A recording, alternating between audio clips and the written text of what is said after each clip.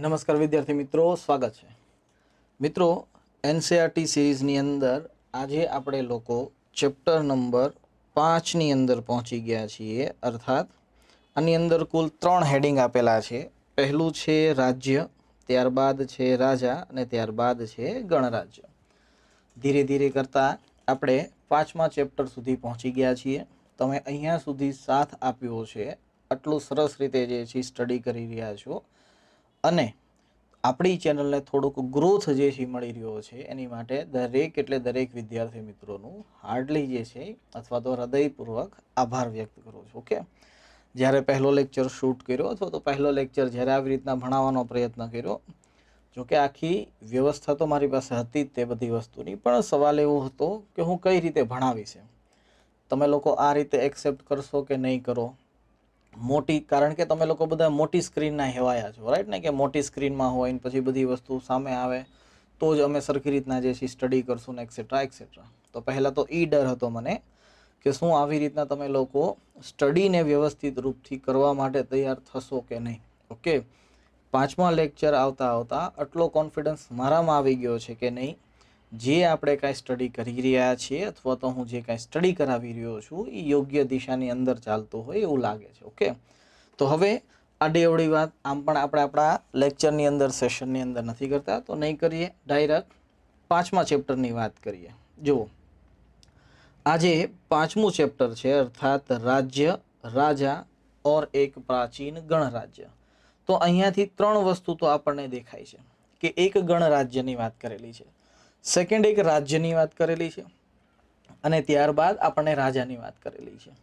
એટલા માટે આ સેશનની અંદર કુલ 6 અલગ અલગ ટોપિક આપેલા છે. જેમ કે પહેલો સિમ્પલ સવાલ છે કે અમુક લોકો શાસક કઈ રીતે બન્યા, એ સમજાવવાનો પ્રયત્ન કરવાનો છે કે શાસક બનવાની મૂળભૂત વ્યવસ્થા શું હતી, કઈ રીતે વ્યવસ્થાઓ બની, કઈ રીતે ટેક્સેશન સિસ્ટમ ધીરે ધીરે કરતાં જે છે સ્ટાર્ટ થયું એક્સેટ્રા એક્સેટ્રા. આપણે આની ઉપર ડિસ્કશન કરવાના છીએ. ત્યારબાદ સેકન્ડ છે જનપદ શું છે અને ત્યારબાદ પૂછેલું છે મહાજનપદ શું છે. આ બંને વચ્ચે માઇનોર ડિફરન્સ છે, આપણે એને જોશું. મહાજનપદના ઉદ્ભવ બાદ ટેક્સ સિસ્ટમ, કર વ્યવસ્થા કઈ રીતે ઊભી થઈ એને જોશું અને ત્યારબાદ કૃષિમાં જે પરિવર્તનો આવ્યા છે એ જોશું. સૂક્ષ્મ નિરીક્ષણની અંદર 2 આપેલા છે મહાજનપદ, એમાં એક છે મગધ સામ્રાજ્ય અથવા તો મગધ મહાજનપદ અને ત્યારબાદ છે વજ્જી અથવા તો વૃજ્જી જેને આપણે કહીએ છીએ. ઓકે, તો આવી રીતના ટોટલ 6 ટોપિક આપેલા છે. પણ વિદ્યાર્થી મિત્રો આ 6 ટોપિક નથી. ઓકે, પહેલો ટોપિક તો આ જ છે. ત્યારબાદ સેકન્ડ ટોપિક જોવાના છીએ જનપદ અને મહાજનપદમાં ડિફરન્સ શું છે. ત્યારબાદ જોશું ટેક્સેશન સિસ્ટમ અને કૃષિ વ્યવસ્થા શું કહે છે, ખેતી વ્યવસ્થા શું કહે છે અને ત્યારબાદ જોવાનું છે મગધ સામ્રાજ્ય શું કહે છે અને વજ્જી સામ્રાજ્ય શું કહે છે અથવા તો વજ્જી સંઘ શું કહે છે. ઓકે, એ ધ્યાન રાખજો જ્યારે આપણે આ ચેપ્ટર શરૂ કરીએ છીએ. જો એ પહેલાં એક ખાસ જે છે સૂચના આપવાની હતી. ઘણા બધા વિદ્યાર્થીઓ કહે છે કે સર આપણે એનસીઆરટીમાં આટલું બધું તો આપેલું નથી, 6ઠ્ઠા ધોરણની એનસીઆરટીમાં આમ તો નથી. ધ્યાન રાખજો વિદ્યાર્થી મિત્રો, આપણે ભલે 6ઠ્ઠા ધોરણની એનસીઆરટી ભણી રહ્યા હોય પરંતુ આપણું મગજ 6ઠ્ઠા ધોરણના છોકરા જેવું ન હોવું જોઈએ, એ ખાસ ધ્યાન રાખજો. તમે જીપીએસસી અને યુપીએસસીના એસ્પિરન્ટ છો. ઓકે, તો જ્યાં તમે એમ કહેતા હોય કે ઓલું સર લાઇનથી લાઇન અમને જે ચીજ ભણાવો, તો સોરી, એ વસ્તુ નહીં થાય, આની અંદર પોસિબલ જ નથી. કારણ કે એક 11 વર્ષના છોકરાનું મગજ અલગ હોય અને એક 21 અથવા તો 31 વર્ષના છોકરો, હવે તો એ બાળક નહીં કહેવાય પરંતુ એ યુવાનું મગજ કંઈક અલગ હોય. તો આ બધાની વચ્ચે 10-10 વર્ષનો ગેપ છે, એટલે સમજો જરાક. ઓકે, એટલે એવી ડિમાન્ડ નહીં કરવાની ખોટી કે સાહેબ એનસીઆરટીમાં તો આ નથી, આ લાઈન નથી આપેલી અથવા તો આ વ્યવસ્થા આપી છે, તમે આ વસ્તુ નથી આપી. હું આપણા જીપીએસસી અને યુપીએસસી સંબંધિત જે વ્યવસ્થા હશે એને જ ધ્યાનમાં રાખીને એનસીઆરટી કન્ટિન્યુ કરીશ. આ ખાસ જે છે ધ્યાન રાખજો, ભૂલતા નહીં. ઓકે, ચાલો શરૂ કરીએ. પહેલું ટોપિક આપેલું છે કે અમુક લોકો શાસક કઈ રીતે બને છે. તો જુઓ, જ્યારે આપણે શાસક બનવાની વાત કરીએ છીએ તો આપણા એનસીઆરટીની અંદર અલગ અલગ 3 પ્રકાર આપેલા છે કે સામાન્ય રૂપથી પ્રાચીન કાળમાં કુલ 3 પ્રકારે લોકો શાસક બનતા હતા. જેની અંદર પહેલું છે કે જનતા દ્વારા નિમણૂક કરવામાં આવતી હતી, એ શાસક જે છે બની જતો હતો. ત્યારબાદ આની અંદર બીજો ટોપિક આપેલો છે વર્ણ વ્યવસ્થા દ્વારા, કે અમુક લોકોને રાજા બનાવવામાં આવ્યા કારણ કે તે વર્ણની અંદર જન્મેલા હતા એટલા માટે, અને અમુક અથવા તો રાજા બન્યા બાદ પોતાની સ્થિતિને મજબૂત કરવા માટે એક યજ્ઞ કરે છે, આને કહેવામાં આવે છે અશ્વમેઘ યજ્ઞ. તમે એવું કહી શકો છો કે રાજા બનવા માટેના 3 પરિબળો જો કોઈ છે તો એ આ જ છે. રાજા બનવા માટેના 3 પ્રકાર છે તો એ આ જ છે.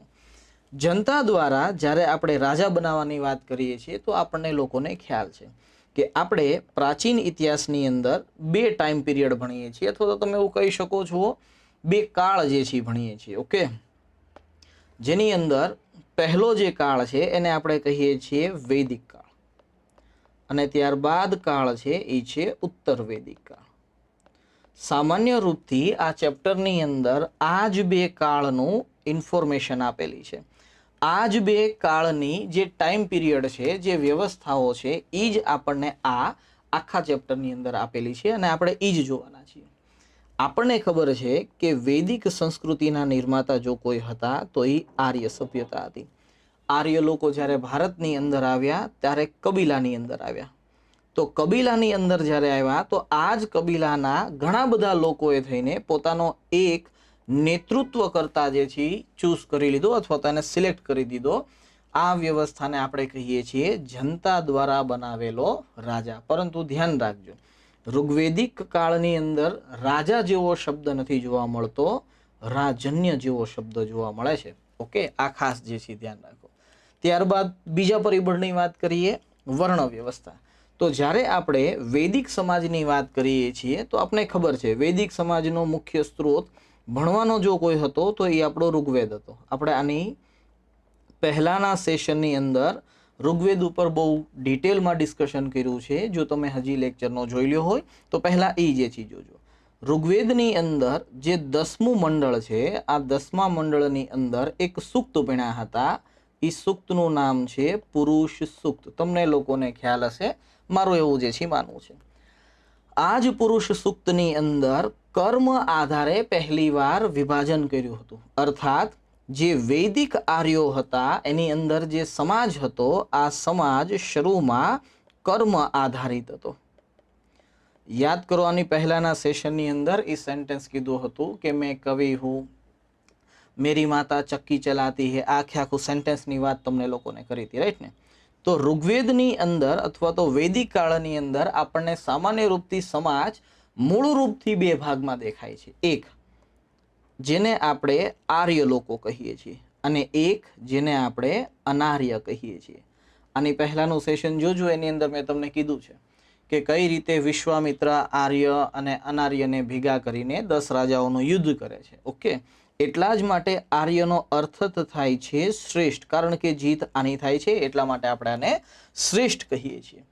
એટલા માટે વૈદિક કાલીન કબીલા જે શરૂઆતની અંદર વિભાજિત હતો એ મૂળ રૂપથી શ્રેષ્ઠ લોકો દ્વારા વિભાજિત હતો અને એ કર્મ આધારિત હતો.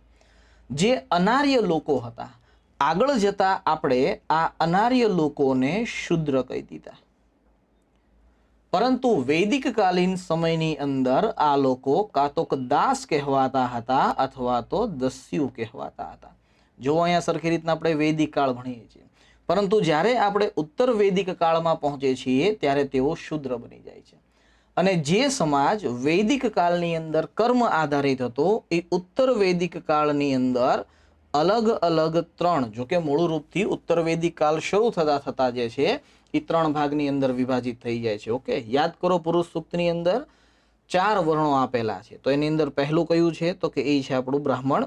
ત્યારબાદ શું છે તો કે ક્ષત્રિય, અને ત્યારબાદ શું છે તો કે વૈશ્ય. ક્ષત્રિય લોકો સામાન્ય રૂપથી સમાજની રક્ષા કરવાનું ઉત્તરદાયિત્વ ધરાવતા હતા, જ્યારે બ્રાહ્મણ યજ્ઞ, કર્મકાંડ, શિક્ષા વગેરેનું જે છે અધિકાર ધરાવતા હતા. વૈશ્ય મૂળ રૂપથી માત્ર ને માત્ર વ્યાપાર કરતા હતા. એટલા માટે સમાજની અંદર આ એકમાત્ર એવો વર્ગ જે છે હતો જે કર ચૂકવતો હતો. એટલા માટે આપણે કદાચ પૂછે છે કે વૈદિક કાલીન સમયમાં જે વૈશ્ય વર્ગ ટેક્સ આપતો હતો તેને શું કહેવામાં આવતું હતું તો કે તેને કહેવામાં આવતું હતું બલિ. ધ્યાન રાખજો, આ બલી ઉપરથી પણ સવાલ છે. શું?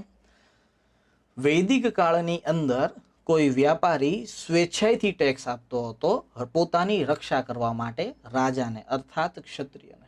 પરંતુ જ્યારે ઉત્તર વૈદિક કાળની અંદર જશું અને સમાજની વ્યવસ્થામાં આર્થિક પરિવર્તનનું પાસું જ્યારે જોડાશે ત્યારે આ બલી એક ફોર્સફુલી કહી શકો છો લાગુ કરવામાં આવેલો ટેક્સ હશે. અર્થાત અત્યારે ઈચ્છા દ્વારા આપે છે ટેક્સ, આગળ જતા આ ઈચ્છા અનુસાર આપવામાં નહીં આવે પરંતુ એને બળપૂર્વક જે છે લેવામાં આવશે. ઓકે, તો આ વાત થઈ શરૂઆતની વર્ણ વ્યવસ્થાની. વિચાર કરીને જો વિદ્યાર્થી મિત્રો, આ જે વર્ણ વ્યવસ્થા છે એની અંદર બ્રાહ્મણના કાર્યો અલગ છે, ક્ષત્રિયના કાર્યો અલગ છે અને વૈશ્યના કાર્યો અલગ છે. તો આજે આપણે જે રાજા જોઈએ છીએ, શું રાજા આપણને તે સમયે જોવા મળશે? તો કે તે સમયે જોવા મળશે નહીં. એટલા માટે વૈદિક કાલીન સમાજમાં જે રાજા હતો એ રાજાનું પદ અથવા તો રાજાના જે અધિકારો છે તે ઉત્તર વૈદિક કાળની તુલના કરતા થોડાક ઓછા છે. આ ધ્યાન રાખજો. ત્યારબાદ વાત કરીએ, આજે સામાન્ય રૂપથી તમે જ લોકો જે છે જુઓ જરા કે આજે જ્યારે આપણા મુખ્યમંત્રી પસાર થવાના હોય છે ત્યારે જુઓ કેટલા રોડ બ્લોક કરી દેવામાં આવે છે, રાઈટ? પરંતુ આપણે જ્યારે પસાર થવાના હોય ત્યારે કોઈ રોડ બ્લોક નથી કરી દેવામાં આવતા. જ્યારે પ્રધાનમંત્રી ગુજરાતની યાત્રાએ આવે છે ત્યારે નવા નવા રોડોનું નિર્માણ થઈ જાય છે. બાકી આપણા રોડની અંદર ગમે એટલા જે છે ખડ્ડા જે છે હશે, ખાડા જે છે હશે એ પૂરવામાં નહીં આવે. સવાલ એ છે કેમ આવું? હંમેશા પ્રશાસનિક ઇકાઈ એક પ્રશાસનની અંદર બેઠેલા સર્વોચ્ચ વ્યક્તિને સામાન્ય જનતાથી અલગ કરવાનો પ્રયત્ન કરશે. વૈદિક કાળની અંદર ક્ષત્રિય સામાન્ય રૂપથી બધા જ લોકો સાથે બેઠીને જમવાનું પસંદ કરતો હતો. તમે એવું કહી શકો છો ક્ષત્રિયના સ્થાન પર રાજા, કારણ કે રાજાની નિમણૂક કરવાવાળા લોકો જો કોઈ હતી જે છે લોકો હતા તો એ જનતા જે છે હતી. એટલા માટે રાજા દરેક લોકો સાથે બેઠીને ભોજન કરતો હતો. પરંતુ ઉત્તર વૈદિક કાળ આવતા આવતા પદની અંદર અને તેના અધિકારોમાં પરિવર્તન જે છે આવ્યું. રાજાને સામાન્ય વ્યક્તિ કરતા સાવ અલગ કરવા છે. આની માટે જે છે શું કરવામાં આવ્યું? એટલા માટે ક્ષત્રિય લોકોનો સાથ આપવાની શરૂઆત કરી બ્રાહ્મણોએ અને બ્રાહ્મણોનો સાથ આપવાની શરૂઆત કરી ક્ષત્રિય. બ્રાહ્મણ ક્ષત્રિયોને મોટા મોટા પદ અને રાજા બનાવવા માટેની વ્યવસ્થા પૂરી પાડશે, જ્યારે ક્ષત્રિય બ્રાહ્મણોને ટેક્સ અથવા તો કરથી મુક્ત જે છે રાખશે.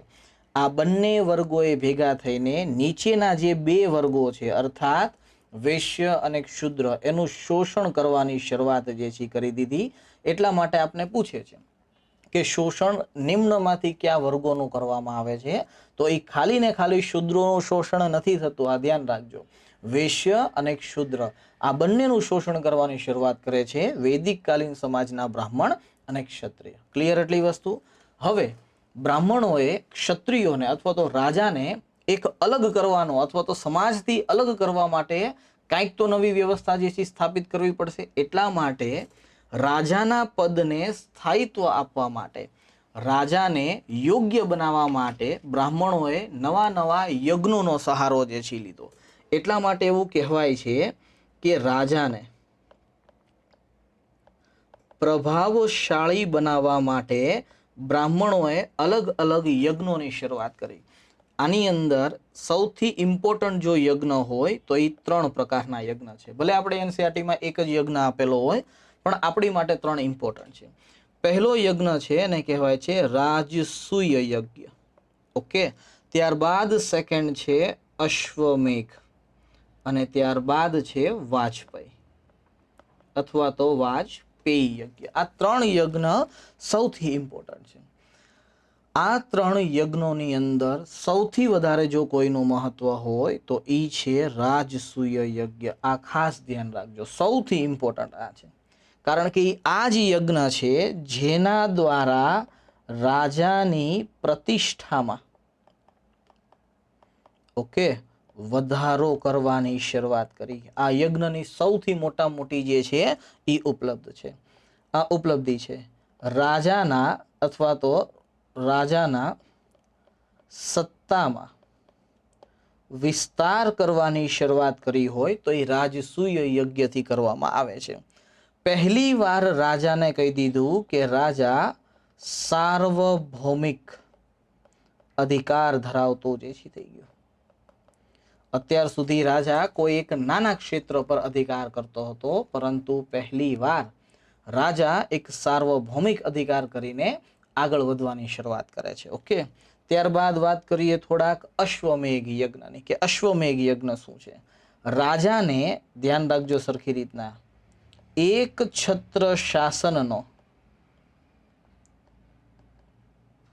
સ્વામી માનવા માટે અશ્વમેઘ યજ્ઞ કરવામાં આવતો હતો. આ ખાસ જે છે ધ્યાન રાખજો. ઓકે, એક છત્ર શાસનની સ્થાપના કરવા માટે અશ્વમેઘ યજ્ઞ કરવામાં આવતો હતો. અને ત્યારબાદ એક સવાલ અહીંયાથી સાવ સિમ્પલ પૂછે છે, રાજા અન્ય રાજાઓથી શ્રેષ્ઠ છે, બીજા લોકો કરતા શ્રેષ્ઠ છે, આ સાબિત કરવું હોય તો કઈ રીતે કરવું? તો એની માટે એક યજ્ઞ છે જે રથ દોડ કરવામાં આવતી હતી. આ રથ દોડ દ્વારા, અર્થાત એક રથનો અથવા તો રથ દોડનું આયોજન કરવામાં આવશે. રાઈટ, આની અંદર ઘણા બધા રાજાઓના રથો અને અશ્વ જે છે એ ભાગ લેશે. ત્યારબાદ જે રથ જીતશે એ હંમેશા પ્રભાવશાળી, કારણ કે કોઈ એક ગેમની અંદર બીજા બધા લોકોને હરાવે છે, આનાથી રાજાનું જે પદ છે એ સાવ અલગ હશે. જો તમને આ ભાષા ન સમજાતી હોય તો તમારી ભાષાની અંદર જે છે સમજાવું. જોઈ લ્યો આપણા પ્રધાનમંત્રીની કાર કેવી છે. ઓકે, અંબાણીની કાર છે, શાહરૂખ ખાનની કાર છે, આ બધાની અલગ કાર છે, પરંતુ ગેરંટી પ્રધાનમંત્રીની જે કાર હશે અથવા તો કાર છે એવી કાર આ બીજા બે માંથી ગમે એટલા ધની હશે એની કાર જે છે નહીં હોય. બસ આટલો ફરક હોય છે. ઓકે, તો રથ દોડ દ્વારા રાજાના પદની ગરિમા વધારવામાં આવતી હતી. અશ્વમેઘ યજ્ઞ સામાન્ય રૂપથી 1 વર્ષ સુધી ચાલતો હતો, જેની અંદર એક અશ્વ દરેક ક્ષેત્રોનું પરિભ્રમણ કરતો હતો. જ્યાં સુધી યજ્ઞ શરૂ હશે એ અશ્વને કોઈ રોકશે નહીં, અને અશ્વ જે દિશાઓની અંદર જશે એ દરેક ક્ષેત્ર રાજાના પ્રભાવની અંદર જે હશે. આમ પહેલી વાર વર્ણ વ્યવસ્થાની સ્થાપના બાદ જે રીતે જનતાએ એક પોતાના રક્ષકના રૂપમાં વ્યક્તિની નિમણૂક કરી હતી, એના પદને ઉત્તર વૈદિક કાળ આવતા આવતા એક મોટું સ્થાયિત્વ આપી દેવામાં જે છે આવ્યું. જ્યારે આ વ્યવસ્થાની સ્થાપના થઈ અથવા તો જ્યારે રાજાના પદની સ્થાપના થઈ, આ જ સમયે અમુક રાજનીતિક વ્યવસ્થાઓ પણ બદલાઈ રહી હતી. આ રાજનીતિક વ્યવસ્થા જે બદલાઈ રહી હતી એની અંદર એક છે જનપદ અને એક છે મહાજનપદ. તો હવે એ જોવાનો પ્રયત્ન કરીએ કે જનપદ શું કે છે અને મહાજનપદ શું કે છે. ઓકે, જુઓ, જો આપણે લોકોએ જનપદને સમજવા હોય, ઠીક, તો જનપદને સમજતા પહેલા એક રાજનીતિક એકમોને જોઈએ કે વૈદિક કાલીન રાજનીતિક વ્યવસ્થા શું છે અને ત્યારબાદ ઉત્તર વૈદિક કાલીન રાજનીતિક વ્યવસ્થા શું છે, તો તમને આ જનપદ બહુ સારી રીતે સમજાશે. ઓકે, જ્યારે આપણે વૈદિક કાલીન રાજનીતિક જીવનને જોઈએ છીએ તો રાજનીતિક જીવનની અંદર સૌથી નાનામાં નાનું એકમ જો કોઈ હતું તો એ પરિવાર હતો. વૈદિક કાલીન સમાજની વાત કરું છું. ઓકે, પરિવાર ઘણા બધા ભેગા થતા હતા ત્યારે એક કુળનું નિર્માણ થતું હતું. ઓકે, ઘણા બધા કુળ મળતા હતા ત્યારે ગ્રામનું નિર્માણ થતું હતું. ઓકે, આ રીતે નીચેથી ક્રમબદ્ધ જે છે વ્યવસ્થા, રાજનીતિક વ્યવસ્થા મોટી જે છે થાય છે.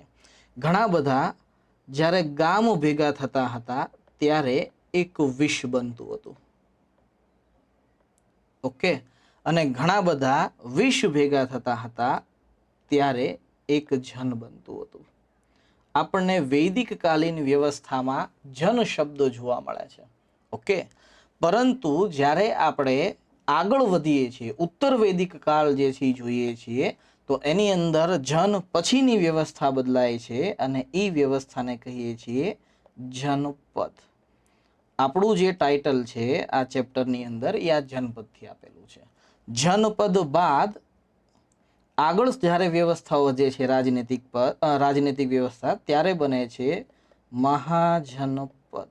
રાઈટ, અને મહાજનપદ બન્યા બાદ સામ્રાજ્યનું નિર્માણ થાય છે. એટલા માટે આપણે કહીએ છીએ મગધ સામ્રાજ્ય, મૌર્ય સામ્રાજ્ય, ગુપ્ત સામ્રાજ્ય. સામ્રાજ્ય બાદ બીજી આપણને કોઈ એવી વ્યવસ્થા જોવા મળતી નથી. હવે ધ્યાન રાખજો, મેં હમણે તમને થોડીક વાર પહેલા રાજન્યની વાત કીધી હતી, રાજાની વાત કરી હતી. વૈદિક કાળની અંદર જે જનનો અધ્યક્ષ હતો એને રાજન્ય કહેવામાં આવે છે, અથવા તો આપણે એને રાજા કહીએ છીએ. જ્યારે પરિવારની વાત કરીએ તો પરિવારનો જે પ્રધાન અધિકારી હતો એ એક પુરુષ હતો. હમણે ગયા સન્ડે એક્ઝામ લેવાની, તેમાં એ સવાલ જે છે હતો કે વૈદિક કાલીન સમાજ એક માતૃપરક સમાજ જે છે હતો. ધ્યાન રાખજો, એ પિતૃપરક સમાજ હતો, માતૃપરક નહોતો.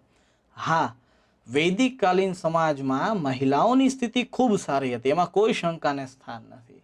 લોપા મુદ્રા અથવા તો અમાજુ આપણને જે છે આવી અલગ અલગ જે છે કન્યાઓના જે છે નામ જોવા મળે છે કે કાં તો તે ઋષિ બની શકે છે અથવા તો તે યજ્ઞની અંદર ભાગ લઈ શકે છે. તેમને શિક્ષાનો અધિકાર હતો, દૂધ પીતી નહોતું થતું, બાળ વિવાહ નહોતા થતો, મહિલાઓની સ્થિતિ બહુ સારી હતી. પણ જો તમે એમ કહેતા હોય કે એ સમાજ માતૃપરક હતો તો માતૃપરક સમાજ નહોતો. આ ખાસ જે છે ધ્યાન રાખજો. ઓકે, એ જ રીતે આગળ જે છે વધીએ કે જે કુલનો અધ્યક્ષ હતો એને કહેવામાં આવતું હતું કુલપ. ઓકે, ગામનો જે અધ્યક્ષ હતો એને કહેવામાં આવતું હતું ગ્રામીણી, અને વિશ્વનો જે અધ્યક્ષ હતો એને કહેવામાં આવતું હતું વિશ્વપતિ. ઓકે, ડિફરન્સ ખબર પડી ગઈ. હવે આપણે જે વાત કરવાના છીએ એ વાત છે જનપદની, મહાજનપદની અને સામ્રાજ્યની. તો એ જ વ્યવસ્થા અહીંયા જે છે આપેલી છે. જ્યારે આપણે વાત કરીએ છીએ જનપદની, ઓકે, હવે તો જે છે ખબર પડી ગઈ હશે જનપદ શું છે. જ્યારે આપણે વાત કરીએ છીએ જનપદની, તો યાદ હોય તો આની પહેલાના સેશનની અંદર મેં તમને પંચજનની વાત કરી હતી. યદુ, તુરુ, ઉર્વશ, આવી રીતના કરીને 5 જે છે હતા. ઓકે, આ જ રીતે આપણી એનસીઆરટીના આ ચેપ્ટરમાં એક સરસ મજાનો મેપ આપેલો છે, જોયો. એ મેપ જે છે અહીંયા જોતા હશો. ઓકે, દેખાતો હશે.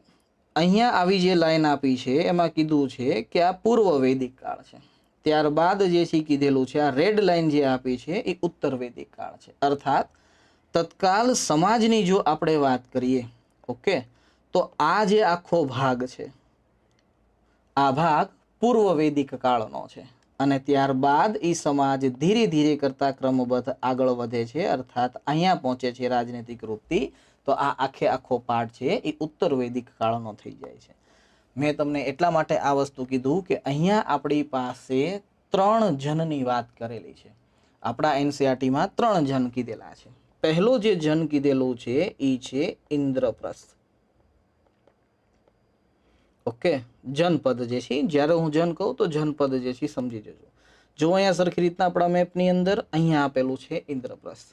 ત્યારબાદ બીજું જે છે કીધેલું છે એ છે હસ્તિનાપુર. ઓકે, જોઈ લ્યો અહીંયા ઇન્દ્રપ્રસ્થની એક્ઝેક્ટ ઉપર આપેલું છે. અને ત્યારબાદ ત્રીજું જે આપેલું છે એ છે અતરંજી ખેડા. હવે અતરંજી ખેડા મેપના તમને ક્યાંય જોવા મળશે નહીં. ઉત્તર પ્રદેશની અંદર આવેલું અતરંજી ખેડા છે. હમણાં આની ઉપર આપણે ડિસ્કશન કરીએ છીએ, પણ ધ્યાન રાખજો આ શરૂઆતની અંદર રાજનૈતિક મોટા એકમો હતા જે જનમાંથી જનપદ બન્યા હતા. સવાલ એ છે કે આ જનપદની વ્યવસ્થા શું છે સર, એના ઉપર થોડુંક ડિસ્કશન જે છે કરો. તો જો આપણે આની અંદર વાત કરીએ ઇન્દ્રપ્રસ્થની, ઓકે, તો ધ્યાન રાખજો વિદ્યાર્થી મિત્રો, ઇન્દ્રપ્રસ્થ વર્તમાન સમયની અંદર જે આપણી જૂની દિલ્હી છે. ઓકે, તમે એવું કહી શકો છો મેપની અંદર જોશો તો રાષ્ટ્રપતિનું જે ભવન છે, રાષ્ટ્રપતિ ભવનના એક્ઝેક્ટ સિદ્ધાંતમાં, અર્થાત રાષ્ટ્રપતિ ભવનના મેપની અંદર દિશામાં વાત કરીએ તો પૂર્વી દિશાની અંદર ઇન્દ્રપ્રસ્થ વર્તમાન સમયની અંદર સ્થિત છે. અહીંયાથી આપણને વૈદિક અને ઉત્તર વૈદિક કાલીન મૃદ ભાંડ મળેલા છે, અર્થાત માટીના વાસણો મળેલા છે. ધ્યાન રાખજો, અહીંયાથી અમુક અવશેષો પણ મળી આવેલા છે જે વૈદિક કાલીન રાજનૈતિક જે છે જીવનને જે છે આપણને વ્યક્ત કરે છે. બીજી વસ્તુ, ઇન્દ્રપ્રસ્થથી જે પણ કોઈ વસ્તુ મળી છે એ વસ્તુને આપણે કાર્બન ડેટિંગ પદ્ધતિમાં જ્યારે ચેક કરીએ છીએ તો એનો સમયગાળો આપણને મળે છે કે લગભગ 1450 ઈસવીસન પૂર્વથી લઈને લગભગ 350 ઈસવીસન પૂર્વ સુધીનો ટાઈમ પીરિયડ ઇન્દ્રપ્રસ્થમાં જોવા મળે છે. અહીંયાથી આપણને સાબિતી મળે છે કે હા, આ વૈદિક યુગ અને ત્યારબાદ ઉત્તર વૈદિક યુગ, આ બંને યુગોનું પ્રતિનિધિત્વ કરવા વાળું એક સ્થળ છે, ધ્યાન રાખજો. અને જો આપણે આપણા મહાભારત અને રામાયણની વાત કરીએ તો રામાયણમાં તો નહીં પરંતુ મહાભારતની અંદર ઉલ્લેખ છે. આ એ જ યુધિષ્ઠિર છે. ઓકે, સોરી, આ એ જ ઇન્દ્રપ્રસ્થ છે જે યુધિષ્ઠિરની રાજધાની હતી. આ સવાલ આપણને પૂછે છે અથવા તો પૂછવું હોય તો પૂછી શકે છે. અને ધ્યાન રાખજો, આ ગયા જે સન્ડે એક્ઝામ ગઈ એની અંદર મહાભારતના જે છે સવાલો હતા. ઓકે, એટલે કદાચ આની ઉપરથી આવા સવાલ જે છે બનાવવા હોય તો બની શકે છે.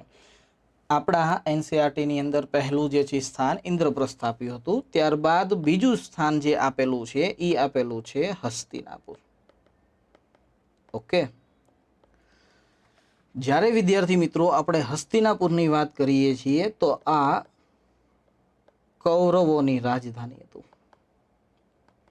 ઓકે, આ ખાસ જે છે ધ્યાન રાખજો. એવું કહેવામાં જે છે આવે છે વિષ્ણુ પુરાણ અનુસાર,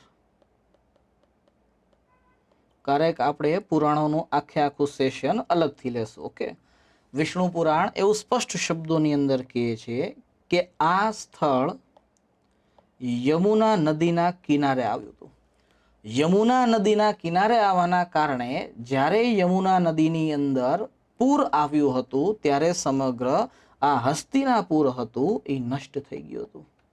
જ્યારે હસ્તિનાપુર નષ્ટ થઈ ગયું તો હસ્તિનાપુરના સ્થાને તત્કાલ જે કૌરવ વંશી રાજા હોય છે, નામ હોય છે નિચક્ષુ. ઓકે, આ જ કૌરવોનો જે રાજા હોય છે નિચક્ષુ, આ જ નિચક્ષુ હસ્તિનાપુરનો ત્યાગ કરીને પોતાની રાજધાની કૌશાંબીને બનાવે છે. હમણાં આગળ મેપમાં દેખાડું છું કૌશાંબી ક્યાં, જોઈ લો જરા. અહીંયા કદાચ કૌશાંબી જે છે આપેલું હોય, કૌશલ જે છે આપેલું છે નહીં, કૌશાંબી આની અંદર આપેલું નથી. કોઈ વાંધો નહીં, આની પછીના જે મેપની અંદર જોશું ત્યારે હું તમને કૌશાંબી ડિટેલમાં જે છે આપીશ. ઓકે, કહેવામાં આવે છે ત્યારબાદ આ જ કૌશાંબીની અંદર કૌરવોનો એક રાજા હોય છે. તમે એ રાજાને ઓળખો છો પરીક્ષિત કરીને, ખ્યાલ છે ને? બસ આ જ પરીક્ષિતનો કિલ્લો પણ આપણને તત્કાલ કૌશાંબીની અંદર જોવા મળે છે. હસ્તિનાપુરની અંદર નહીં, આ ધ્યાન રાખજો, કૌશાંબીની અંદર જે છે જોવા મળે છે. ઓકે, બીજી વસ્તુ, હસ્તિનાપુરની જ્યારે આપણે વાત કરીએ છીએ તો હસ્તિનાપુરનો સંબંધ જૈન ધર્મ સાથે પણ છે. અમુક જૈન ધર્મના ગ્રંથો એવું સ્પષ્ટ શબ્દોની અંદર કહે છે કે જૈન ધર્મના પ્રથમ ગુરુ અર્થાત ઋષભદેવનો જન્મ આ જ સ્થાને થયેલો હોવાનું માનવામાં આવે છે. ક્લિયર છે એટલી વસ્તુ? હવે સવાલ છે કે સર તમે આટલી બધી માહિતી તો આપી દીધી, ઇન્દ્રપ્રસ્થમાં સ્પષ્ટ શબ્દોમાં કહી દીધું કે આ જૂની દિલ્હીમાં આવેલું, જરાક હસ્તિનાપુરની વાત તો કરો. તો કે હસ્તિનાપુર વર્તમાન સમયની અંદર ઉત્તર પ્રદેશની અંદર આવેલા મેરઠમાં છે. ઓકે, ધ્યાન રાખજો. આ સ્થળની શોધ જો કોઈ કરી હોય, શોધ અર્થાત એ સ્થળ તો હશે જ, તે ઉત્ખનન કરવાની વાત છે. ઓકે, તો એ હતા બ્રજ બિહારી લાલ અર્થાત બીબીલાલ. આ ધ્યાન જે છે રાખજો. ઓકે, જેમણે આ વ્યક્તિ હતા જેમણે આ સ્થળનું ઉત્ખનન કર્યું હતું અને ત્યારબાદ તેની શોધ જે છે કરી હતી. ક્લિયર છે એટલી વસ્તુ? હવે એક સ્થળ બાકી રહ્યું જનપદની જ્યારે આપણે વાત કરીએ છીએ ત્યારે, અને એ છે આપણું અતરંજી ખેડા, ત્રીજું સ્થળ. ધ્યાન રાખજો, આપણે એનસીઆરટીની અંદર આપેલી જે વ્યવસ્થા છે એને જ થોડી ઘણી એક્સપ્લોર જે છે કરીએ છીએ. એવું ન થાય કે બહુ બધી વસ્તુ આપણે જે છે જોઈ લઈએ અને મૂળ વસ્તુમાંથી આપણે સાવ ભટકી જે છે જઈએ. ઓકે, મૂળ વસ્તુમાંથી ક્યારેય આપણે જે છે ભટકવાનું થતું નથી જે છે. ચલો આગળ જે છે વધીએ, વાત કરીએ અતરંજી ખેડાની. ધ્યાન રાખજો, આ વર્તમાન સમયની અંદર ઉત્તર પ્રદેશના એટા જિલ્લામાં સ્થિત છે. ઓકે, તો 3 સ્થળ અને તેના જે છે સ્થાન આવી ગયા. અહીંયાથી આપણને લોખંડ મળી આવેલું છે. લગભગ આ લોખંડ 1000 ઈસવીસન પૂર્વની અંદર મળી આવેલું છે. અહીંયાથી જે લોખંડ મળેલું છે એ 1000 ઈસવીસન પૂર્વમાં મળેલું છે. જોઈ લ્યો, આ ટાઈમ પીરિયડ વૈદિક અને ઉત્તર વૈદિક કાળને રિપ્રેઝેન્ટ કરે છે. સર તમે ક્યારના કહો છો વૈદિક અને ઉત્તર વૈદિક કાળનો ટાઈમ પીરિયડ, પણ તમે લખ્યો નથી તો અહીંયા લખી દઉં છું. વૈદિકનો ટાઈમ પીરિયડ છે 1500 થી લઈને 1000 ઈસવીસન પૂર્વ સુધીનો. ઠીક. એ જ રીતે ઉત્તર વૈદિક કાળ જે છે 1000 ઈસવીસન પૂર્વથી લઈને લગભગ 600 ઈસવીસન પૂર્વે સુધીનો ટાઈમ. તો જોઈ લ્યો આ જ ટાઈમનું જે છે આપણને લોખંડ અહીંયાથી મળી આવેલું છે. ક્લિયર એટલી વસ્તુ. જો હવે આપણે અતરંજી ખેડાની અંદર અમુક સાક્ષ્યોની વાત કરતા હોઈએ તો અહીંયાથી બીજા સાક્ષ્યો પણ મળી આવેલા છે. જેમ કે અહીંયાથી એક ભઠ્ઠી મળી આવેલી છે. આ ભઠ્ઠીમાં લોખંડને ઓગાળવામાં આવતું હતું. આ સૌથી મોટી વસ્તુ છે. ઓકે. ત્યારબાદ જે છે અહીંયાથી લોખંડના ઉપકરણ પણ મળી આવેલા છે. હમણાં આગળ આપણને એક જીપીએસસીનો કયો તો જીપીએસસી, યુપીએસસીનો કયો તો યુપીએસસીનો મેન્સનો ક્વેશ્ચન આવશે કે કઈ રીતે લોખંડની ભૂમિકાએ 6ઠ્ઠી સદી ઈસવીસન પૂર્વમાં અથવા તો ઉત્તર વૈદિક કાલીન સમાજમાં કે પછી રાજનૈતિક વ્યવસ્થામાં પરિવર્તન લાવવાનો પ્રયત્ન કર્યો. આપણે જોશું જ્યારે આગળ આવશે ત્યારે. અહીંયાથી આપણને અમુક મૃદ ભાંડ મળેલા છે. કહેવામાં આવે છે કે અહીંયાથી જે પણ કોઈ મૃદ ભાંડ માટીના વાસણો મળેલા છે એ લગભગ પ્રાચીન ઇતિહાસના જેટલા પણ માટીના વાસણો છે મૃદ ભાંડ એ બધાની વસ્તુ જે છે મળી આવેલી છે. ઓકે. અને ત્યારબાદ તો કે આ જ સ્થાન છે જ્યાંથી પંચમાર્ક અથવા તો તમે કહી શકો છો આહત સિક્કાઓ પણ મળી આવેલા છે. આ ખાસ જે છે ધ્યાન રાખજો. ક્લિયર છે. અતરંજી ખેડા માટે જો આપણે બૌદ્ધ સાહિત્યની વાત કરીએ તો બૌદ્ધ સાહિત્યમાં એક અલગ શબ્દ આપેલો છે. એને કહેવામાં આવે છે બેરંજ. ઓકે. અતરંજી ખેડાને બૌદ્ધ સાહિત્યમાં બેરંજ કહીને જે છે એ વિભૂષિત કરેલું છે અથવા તો જે છે જણાવવાનો પ્રયત્ન કર્યો છે. ક્લિયર એટલી વસ્તુ. વિદ્યાર્થી મિત્રો આ વાત હતી જનપદની વાત, જે 3 જનપદની વાત હતી જેમાં રાજા પણ હોય છે અને રાજા પણ જે છે પ્રશાસન કરતો હોય છે એની. હવે થોડીક આપણે વાત કરવાના છીએ એ છે મહાજનપદની વાત. ઓકે. જોઈએ મહાજનપદ શું કે છે. જો આપણે મહાજનપદની વાત કરતા હોઈએ તો પહેલા એ સમજવું પડશે કે રાજતંત્રનો ઉદય થયો. આ ઉદય પાછળ કયા કયા કારણો જવાબદાર છે. જોકે મૂળ રૂપથી તો પહેલા આર્થિક જ છે, પરંતુ આ રાજતંત્રની મૂળ રૂપથી વિશેષતાઓ શું છે એ પણ સમજવું પડશે. સામાન્ય રૂપથી આપણે એને રાજતંત્ર કહીએ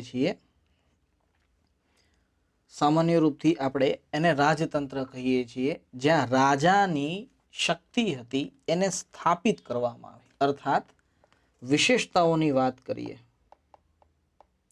ઓકે. એ કઈ વિશેષતા છે જેના કારણે રાજતંત્ર વિકસિત થયું, મહાજનપદોની સ્થાપના થઈ. તો જો આપણે એની વાત કરીએ તો આની અંદર પહેલી વિશેષતા આપેલી છે કિલ્લાઓનું નિર્માણ. એક નાનું એવું એક્ઝામ્પલ આપું.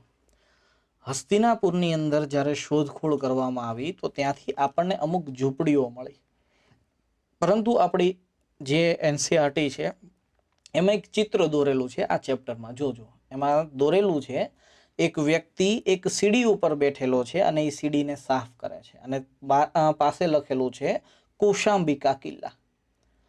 જનપદની જ્યારે આપણે વાત કરીએ છીએ તો મોટા ભવનો આપણને જોવા મળતા નથી, પરંતુ જેવા આપણે મહાજનપદ કાળની અંદર જે છે પ્રવેશ કરીએ છીએ આપણને મોટા કિલ્લાઓનું નિર્માણ જોવા મળે છે. બીજી વસ્તુ સ્થાયી સેના. જનપદમાં આપણને સ્થાયી સેના નથી જોવા મળતી. રાજા બધાની સાથે બેઠીને જમતો હોય એવું દ્રશ્ય જોવા મળે છે. મહાજનપદની અંદર આપણને એક સ્થાયી સેના જોવા મળે છે, પરમનન્ટ જે છે. ઓકે. Permanent army.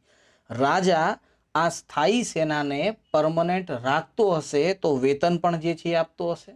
તો વેતન રાજા ક્યાંથી લાવશે? આના માટે રાજાએ એક નવી વ્યવસ્થાની સ્થાપના કરી જેને કર વ્યવસ્થા કહેવામાં આવે છે. એટલા માટે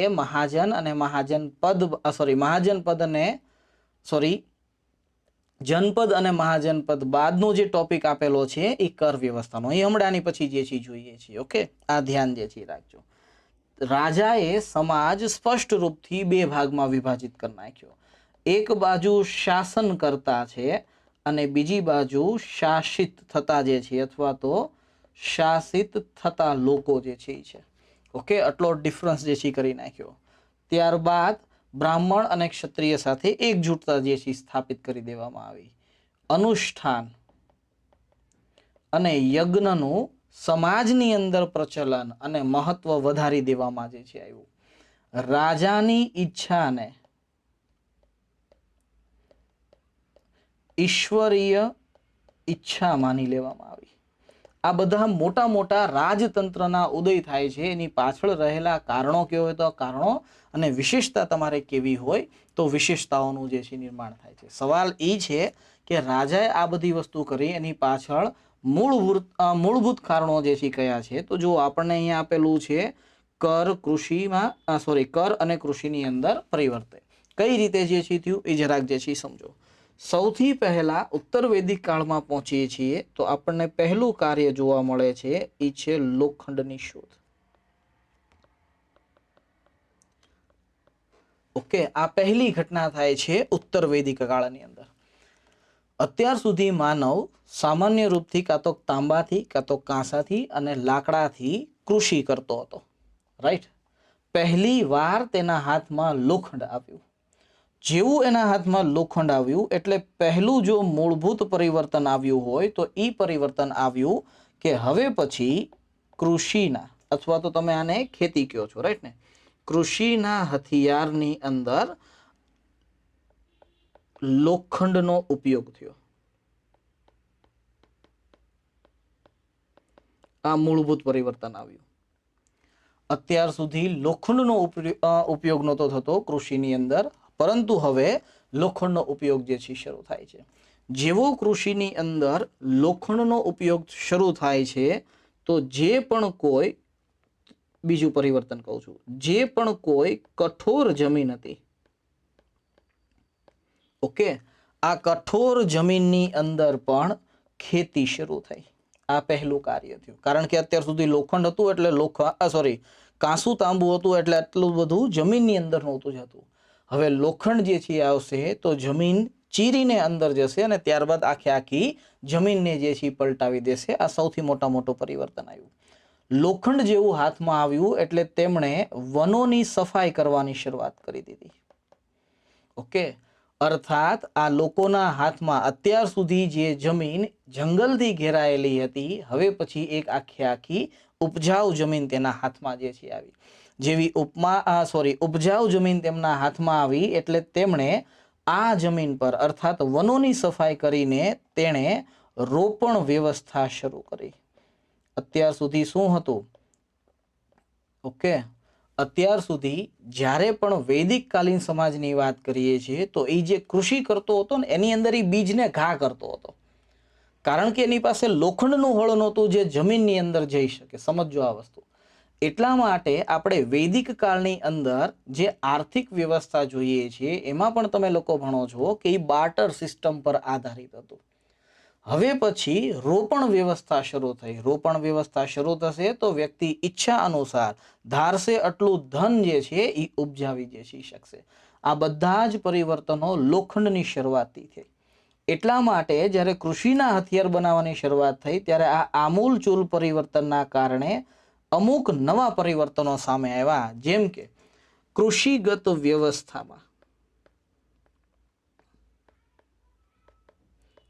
વ્યવસ્થામાં ઉન્નતિ થવા લાગી. આ સૌથી મોટો જે છે એ કહી શકો છો પરિવર્તન છે.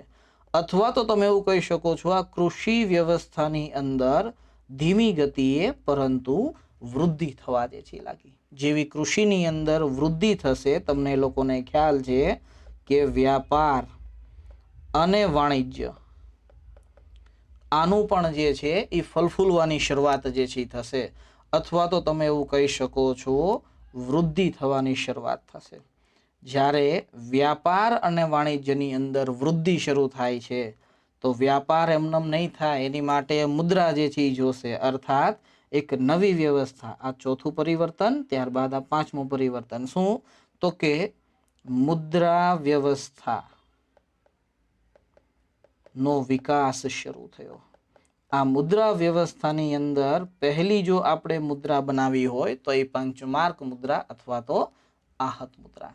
જ્યારે વ્યાપાર વાણિજ્ય ફૂલી રહ્યું છે, મુદ્રા વ્યવસ્થા જે છે ઉન્નત થતી જાય છે, કૃષિ વ્યવસ્થામાં પરિવર્તન થઈ રહ્યું છે, તો નગરોનો વિકાસ જે છે શરૂ થશે. આ છઠ્ઠું પરિવર્તન છે, નગરોનો વિકાસ. આ આપણી એનસીઆરટીમાં બહુ સારી રીતે જે છે આપેલું છે ક્રમબદ્ધ. બસ ફરક એટલો છે કે એટલા નાના અને એક એક શબ્દોમાં લખેલું છે, જેના કારણે આપણે આ આખા પરિવર્તનને સમજી શકતા નથી. જ્યારે આ નગરોનો વિકાસ થઈ જાય છે એટલા માટે ઇતિહાસકારો આવશે અને ત્યારબાદ કહેશે કે 6ઠી સદી ઈસવીસન પૂર્વમાં જે નગરો જોયા એ દ્વિતીય નગરીકરણ છે. ઓકે, પૂછે દ્વિતીય નગરીકરણ કોને કહેવામાં આવે છે? તો ઉત્તર વૈદિક કાળની આ જ વ્યવસ્થાને દ્વિતીય નગરીકરણ કહેવામાં આવે છે. હવે સમજો જરા, રાજા પોતાના પદમાં સ્થાયિત્વ શું લેવા ન આવે? કારણ કે રાજા જોઈ રહ્યો છે કે જે કૃષક જ્યારે પહેલા ધાન ઉગાવતો હતો ત્યારે ખાલી પોતાના ઘરનું ભરણ પોષણ કરતો હતો, પરંતુ હવે પછી લોખંડના આગમન બાદ આ જે કૃષક છે એ પોતાના ઘરનું તો જે છે ભરણ પોષણ કરે છે, સાથોસાથ બજારની અંદર જઈને આ બધી વસ્તુઓને વેચી રહ્યો છે. તો રાજા ટેક્સ લગાડશે, સ્વાભાવિક વસ્તુ છે. જોકે હંમેશા નિયમ છે, સમાજની અંદર સૌથી પહેલા જે મૂળભૂત વસ્તુઓ હશે, નવી વસ્તુઓ હશે, એનો પ્રયોગ હંમેશા એરિટ વર્ગ કરશે, ધની વર્ગ કરશે. રાજાએ સૌથી પહેલા લોખંડ જ્યારે હાથમાં આવ્યું ત્યારે હથિયાર બનાવ્યા, ત્યારબાદ કૃષિ ઉન્નતિના સાધનો જે છે થશે. આ સ્વાભાવિક વસ્તુ છે. જોઈ લ્યો, આજે વિજ્ઞાન અને ટેકનોલોજીની જ્યારે આપણે વાત કરીએ તો વિજ્ઞાન ગમે એટલું આગળ નીકળી જશે, પરંતુ એની અંદર સૌથી પહેલા હથિયાર બનાવવામાં આવશે. ઉપગ્રહ જ્યારે આપણે ધરતીની બહાર પહેલો ઉપગ્રહ જે છે મોકલ્યો હતો, તો એનો મુખ્ય ઉદ્દેશ્ય લોકોની સરળતા કરવાનો નહોતો. આ ધ્યાન રાખજો, એ ઉપગ્રહ પહેલા ડિફેન્સ માટે મોકલ્યો હતો. ડિફેન્સ માટે જ્યારે આપણે ઉપગ્રહ મોકલતા થઈ ગયા, ત્યારબાદ લોકોના હાથમાં રિમોટ જે છે આપી દીધા. આ લ્યો કે તમે તમારી ઈચ્છા અનુસાર કોઈ પણ રિમોટ ચેનલ જે છે એ બદલી શકો છો. તો ટીવીની ચેનલો જે છે બંધ કરી શકો છો અથવા તો ફેરવી જે છે શકો છો. ઓકે, આમ પહેલી વાર કર અને કૃષિની અંદર પરિવર્તન આપણને જોવા મળે છે. જ્યારે આપણે કર અને કૃષિની અંદર પરિવર્તનો જોઈએ છીએ વિદ્યાર્થી મિત્રો, ત્યારે આપણને મહાજનપદોની અંદર પણ પરિવર્તનો જોવા મળે છે. સવાલ એ છે કે સર આ મહાજનપદો કઈ રીતે છે? થોડીક એના વિશે હવે વાત કરીએ. તો જુઓ, જ્યારે આપણે મહાજનપદની વાત કરીએ છીએ તો મહાજનપદને જાણવાના આપણી પાસે મુખ્ય રૂપથી 3 જે છે સ્ત્રોત છે.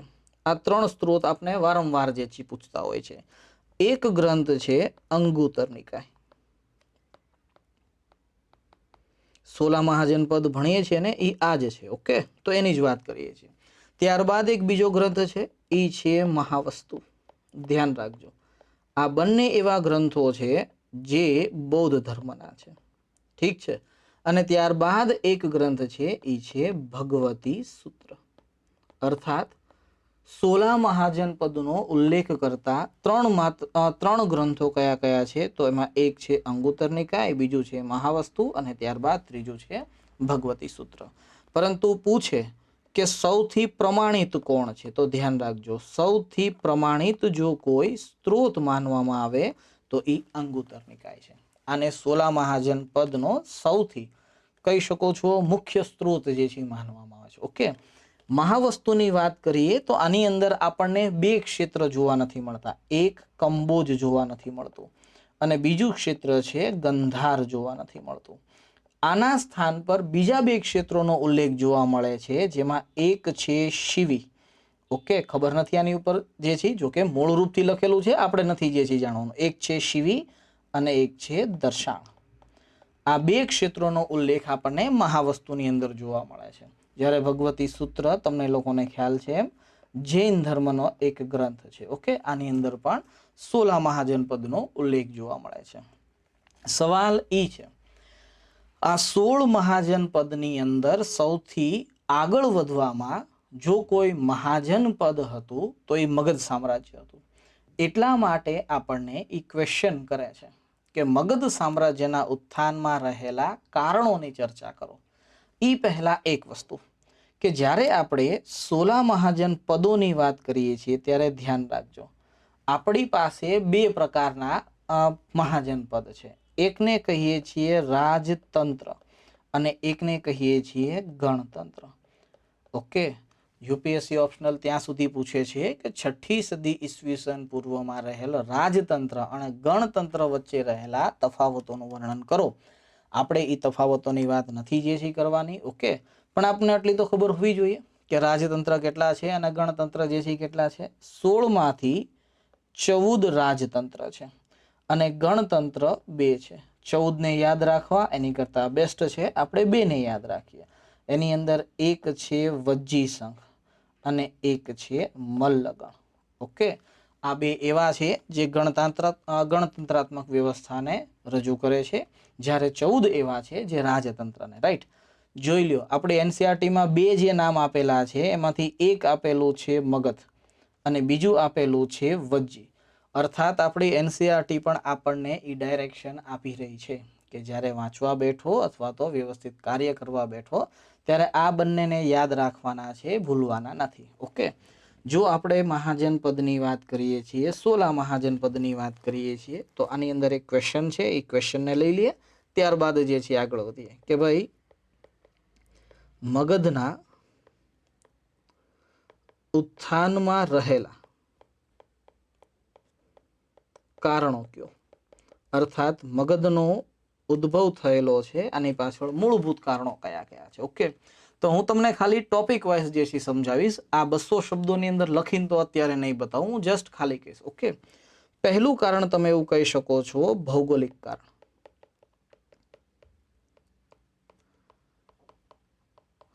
આગળ હું તમને કહીશ કે જો આપણે મગધની વાત કરીએ તો આ મગધનું જે ભૌગોલિક કારણ જે છે ક્ષેત્ર કયો છો તો એ ક્ષેત્ર સૌથી અવગત છે.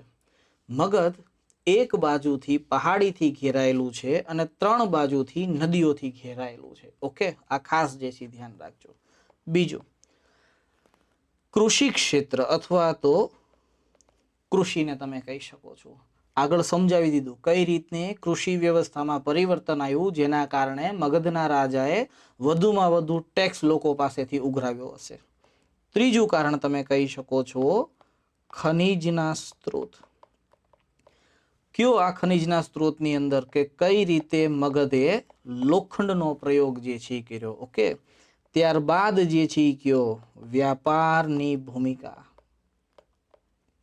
કઈ રીતે વ્યાપાર જે છે કરે છે ને કઈ રીતે મગધની અંદર રાજગૃહ સૌથી આગળ જે છે વધે છે. ઓકે, ત્યારબાદ કયો કઈ રીતે ગંગા પર બિંબિસાર હોય તો બિંબિસાર, અજાતશત્રુ હોય તો અજાતશત્રુ કે ઉદયન હોય તો ઉદયન નિયંત્રણ સ્થાપિત કરવાનો પ્રયત્ન કરે છે. કયો જરાક સાંસ્કૃતિક કારણ. ઓકે, આ સાંસ્કૃતિક કારણની અંદર જે છે લખો. જોઈ લો સરખી રીતના મેપમાં તમને લોકોને વધારે ખ્યાલ આવશે. ઓકે, સોરી,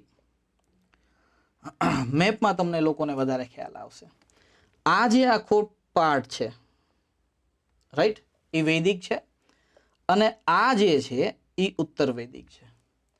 મગધ એક એવું સામ્રાજ્ય બિલ્ડ કરશે જ્યાં આર્ય અને અનાર્ય અર્થાત વૈદિક અને ઉત્તર વૈદિક બંને સંસ્કૃતિનું મિશ્રણ જે છે આપણને જોવા મળશે. વૈદિક સમાજ યજ્ઞ કર્મકાંડમાં વધારે જે છે માનતો હશે, વધારે જે છે આગળ વધતું હશે, જ્યારે ઉત્તર વૈદિક કાળની અંદર વ્યાપાર ઉપર વધારે ભાર દેવાનું જે છે કીધેલું હશે. એટલે આની અંદર તમે લખી શકો છો આર્ય સંસ્કૃતિ અને અનાર્ય સંસ્કૃતિના સહયોગથી કઈ રીતે બિંબિસાર અજાતશત્રુ આગળ જે છે નીકળે છે. ઓકે, ત્યારબાદ જે છે લખો રાજનીતિક કારણ. લખો આની અંદર 3 રાજવંશ, હર્યક વંશ, શિશુનાગ વંશ. ઓકે, અને ત્યારબાદ જે છે લખો નંદ વંશ. અર્થાત બિંબિસારથી શરૂ કરીને ધનાનંદ સુધી જેટલા મહત્વકાંક્ષી શાસકો છે તેનું વર્ણન જે છે કરો. કયો જરાક કઈ રીતે વિદેશી આક્રમણ થી બચવા માટે મગધ જે છે આગળ વધ્યું. જો જરાક ભારત પર પહેલું આક્રમણ થશે તો એ આ ક્ષેત્રની અંદર આક્રમણ થશે. સિકંદર પહેલા ઈરાનીઓએ આક્રમણ કરી દીધું છે. આ વસ્તુને ખાસ જે છે ધ્યાન રાખજો. તો મગધની અંદર આ આક્રમણ થવું ખૂબ જ જે છે એ અઘરું છે. એટલે આ વિદેશી આક્રમણોના ભયથી પણ મુક્તિ માટે જે છે આ કાર્ય કરવામાં આવ્યું હતું. અને ત્યારબાદ ઓકે, બસ આટલા કાફી છે. હું માનું છું ત્યાં સુધીની અંદર 8 રીઝન તો તમને લોકોને જે છે આપી દીધા. આટલા તો જે છે નહીં હોય. ઓકે, ધ્યાન રાખજો જ્યારે આપણે ખનિજ સ્ત્રોતની જે છે વાત કરીએ છીએ તો આની અંદર ખાલી લોખંડ ન લખતા. ઓકે, આની અંદર તમે જંગલ પણ લખી શકો છો કે કઈ રીતે જંગલમાંથી મેદાન કરવામાં આવ્યા. આ ત્યારબાદ જંગલ કાપ્યા, એ લાકડાનો ઉપયોગ કઈ રીતે જે છે કરવામાં આવ્યો, અર્થાત રથ બનાવવા માટે કઈ રીતે ઉપયોગ જે છે કરવામાં આવ્યો એ લખો. લોખંડનો તમે ઉપયોગ કરવાની વાત કરો છો તો કરો, તો આનાથી રાજાએ કઈ રીતે હથિયારોનું નિર્માણ જે છે કર્યું. ત્યારબાદ જંગલને સાફ કરો છો તો દર વખતે કૃષિ નથી કરવાની, યુદ્ધના મેદાનો પણ જે છે તૈયાર જે છે કરવાના છે. ઓકે, તો આવા તમે અલગ અલગ રીઝનો આપી શકો છો મગધના ઉત્થાનની અંદર જે છે. ક્લિયર છે? હવે વાત કરીએ આપણે સૌથી ઇમ્પોર્ટન્ટ વસ્તુ, જે 2 રાજતંત્રો આપેલા છે એની. એ પહેલા એક મેપ જે છે જોઈ લઈએ. 16 મહાજનપદનો મેપ છે, જુઓ જરા. અહીંયા આપેલું છે ગંધાર, બધાય નથી આપેલા. ઓકે, ત્યારબાદ આપેલું છે કૌશલ. મેં તમને કૌશાંબીની વાત કરેલી છે, જોઈ લો કૌશાંબી. ત્યારબાદ છે હસ્તિનાપુર, વૈશાલી આપણે વાત કરશું આની ઉપર હમણાં. ત્યારબાદ મગધ, ત્યારબાદ જે છે એ અંગ, ઉજ્જૈન અથવા તો અવંતી તમે કહી શકો છો. એક પદ નથી જેને આપણે અશ્મક કહીએ છીએ, ગોદાવરી નદીના કિનારે જે છે આવેલું છે. પણ હા, આટલા ઇમ્પોર્ટન્ટ જનપદ અને મહાજનપદ આપેલા છે. અહીંયા લખ્યું પણ છે માનચિત્ર ફોર જનપદ ઓર મહાજનપદ ઓર નગર. કહેવામાં એવું આવે છે કે લગભગ 60 કરતા વધારે ગૌતમ બુદ્ધના સમયની અંદર નગરો હતા. પરંતુ આપણે નગરોની વાત જે છે નહીં કરીએ, આપણે વાત જે છે કરશું મહાજનપદની. ઓકે, આની અંદર પહેલી જો વાત કરવી છે તો એ વાત કરવી છે વજ્જી સંઘની. જ્યારે આપણે વજ્જી સંઘની વાત કરીએ છીએ તો વજ્જી સંઘની અંદર અમુક વસ્તુ ધ્યાન રાખવાની છે. જુઓ, પૂછે આપણને લોકોને, જોકે 16 મહાજનપદની અંદર 2 જ ગણપત છે, એક છે મલ્લ અને એક છે વજ્જી. પૂછે આપણને સૌથી શક્તિશાળી, ઓકે, ગણતંત્ર કયું છે, તો ધ્યાન રાખજો આ સૌથી શક્તિશાળી ગણતંત્ર છે, અર્થાત મલ્લગણ કરતા પણ વધારે તાકાતવર. સ્થિતિ શું છે, તો કે આ વર્તમાન ગંગાની ઉત્તરમાં સ્થિત છે અને તે સમય પણ ગંગાની ઉત્તરમાં સ્થિત હશે. વજ્જી સંઘની રાજધાની કઈ છે, તો વજ્જી સંઘની રાજધાની હતી વૈશાલી. ઓકે, જો આપણે મલ્લગણની વાત કરીએ તો મલ્લગણની અંદર કુલ 9 જે છે કુળ હતા, અથવા તો તમે કહી શકો છો કુલ 9 સંઘ હતા. પરંતુ જો આપણે, અને હા હવે કહેવાની જરૂર નથી, આ વર્તમાન બિહારમાં છે. જો આપણે વજ્જી સંઘની વાત કરીએ તો આની અંદર 8 અલગ સંઘ છે અથવા તો યુનિયન છે. મેં તમને થોડીક વાર પહેલા કીધું, હિસ્ટ્રી ઓપ્શનની અંદર સ્પષ્ટ શબ્દોમાં પૂછે છે ગણતંત્ર શું છે અને રાજતંત્ર શું છે, જરાક સમજાવો. ક્યાંક 8 સંઘ લખ્યું હશે, ક્યાંક 8 કુળ લખેલું હશે, એક્સેપ્ટ કરી લેવાનું. હિસ્ટ્રીમાં 19-20 જે છે ચાલશે, ધ્યાન રાખજો 19-20 ચાલશે. ઓકે, 19-2000 નહીં ચાલે. ઓકે, એટલે આ વસ્તુને ધ્યાન રાખજો. જ્યારે આપણે 8 સંઘની વાત કરીએ છીએ, 8 કુળની જે છે વાત કરીએ છીએ, તો આની અંદર 4 સૌથી ઇમ્પોર્ટન્ટ હતા અને 4 અન્ય હતા. ઓકે, તો અન્ય યાદ રહે તો ઠીક છે, પરંતુ 4 યાદ રાખવાના છે. જેની અંદર પહેલું ગણ છે અથવા તો પહેલું સંઘ છે જે છે વૃજ્જી, નામ જ છે એનું વૃજ્જી. ત્યારબાદ બીજો જો કોઈ સંઘ કહીએ તો એ છે લીચ્છવી.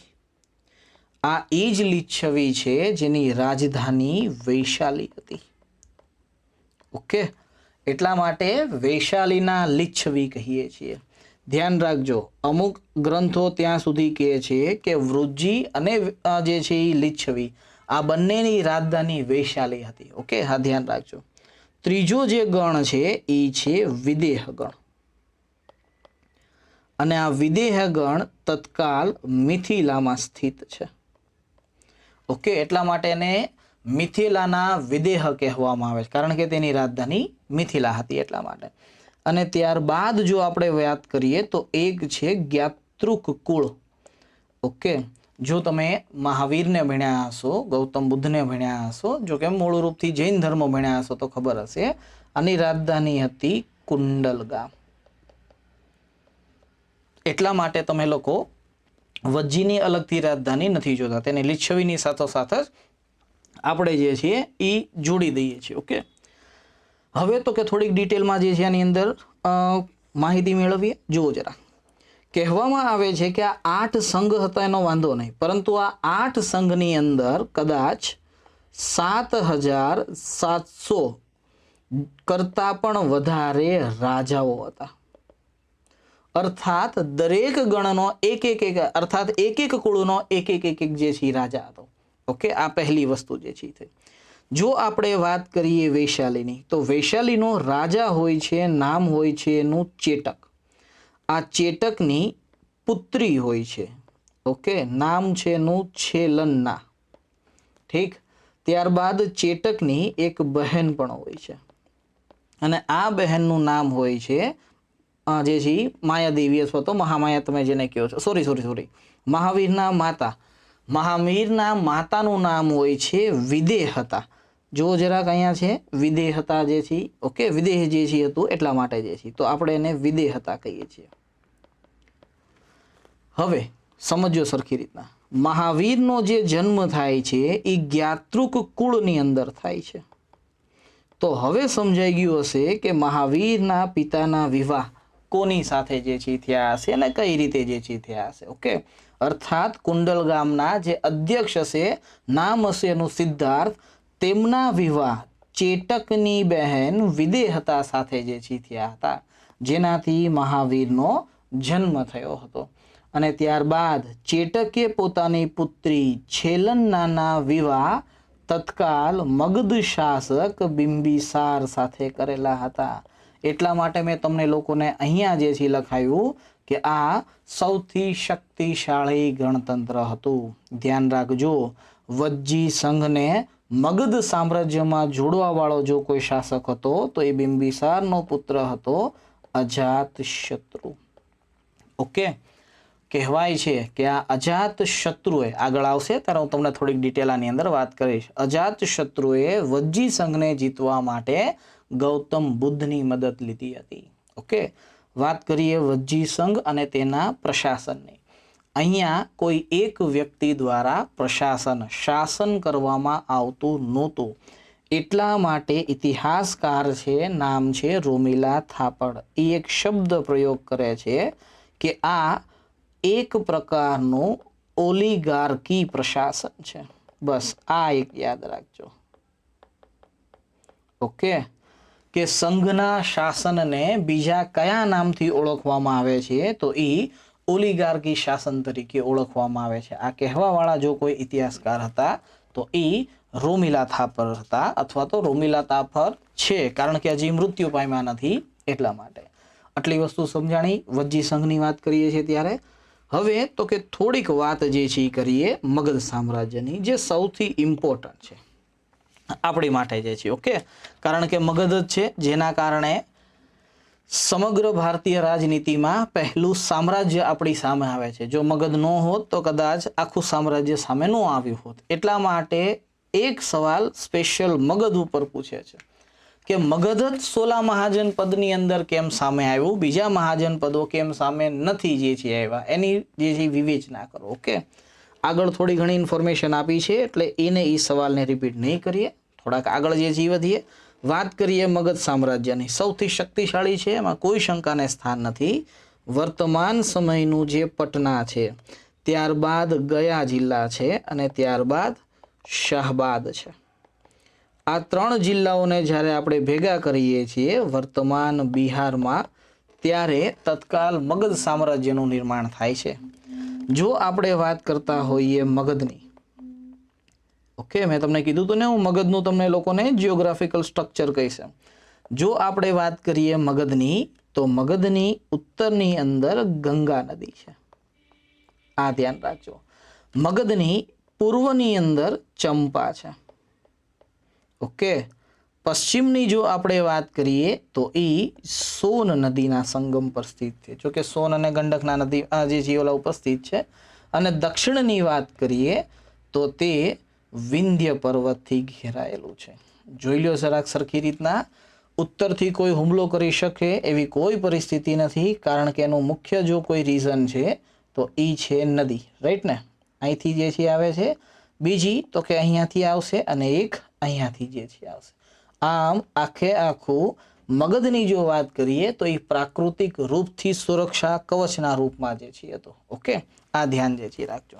જ્યારે આપણે મગધ ઉપર શાસન કરતા વંશોની વાત કરીએ, જો બધી ડિટેલ હું જે છે નહીં આપું, ઓકે, કારણ કે મગધ અને તેના વંશને ભણવા જે છે જશું તો હર્યક વંશ ભણતા ભણતા 3-4 કલાક જે છે જતા રહેશે. ઓકે, એટલે બધી ડિટેલ જે છે નહીં આપીએ.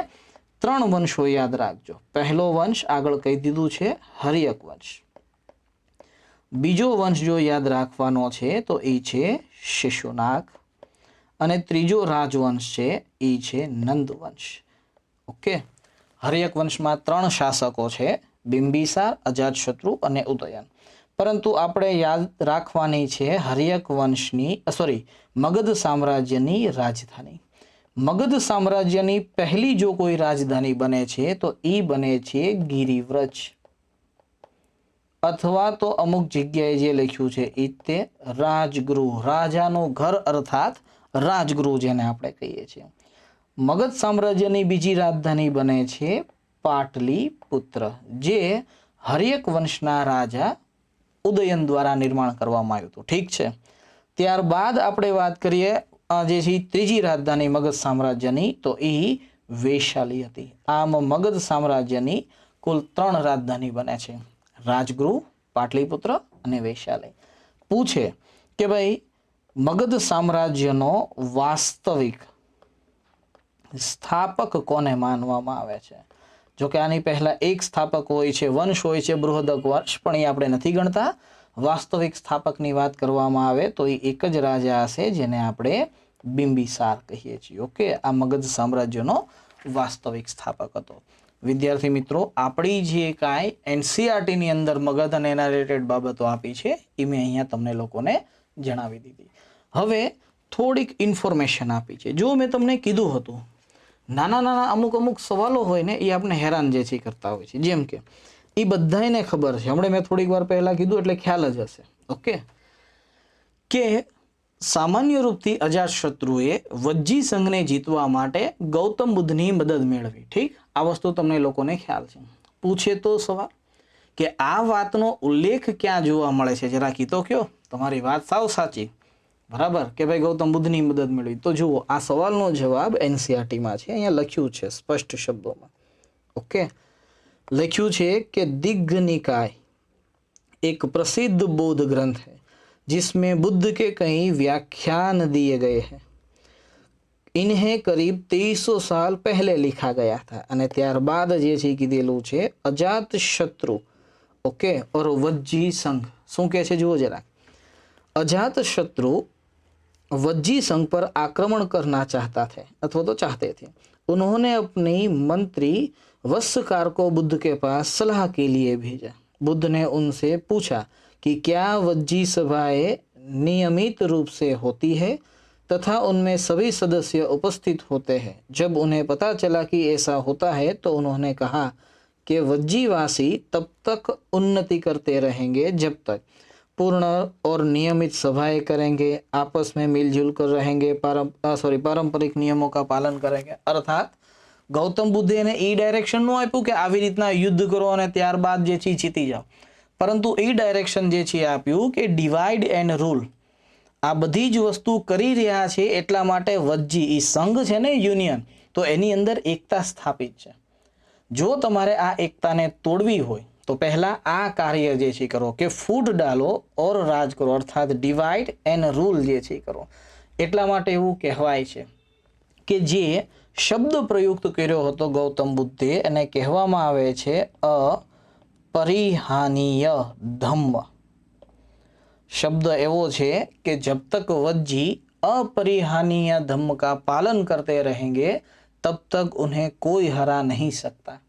એટલા માટે જ્યારે અજાત શત્રુ જીતવાનો પ્રયત્ન કરે છે ત્યારે પોતાના મંત્રી વત્સકરને મોકલે છે કે જાઓ અને વજ્જી સંઘને તોડો.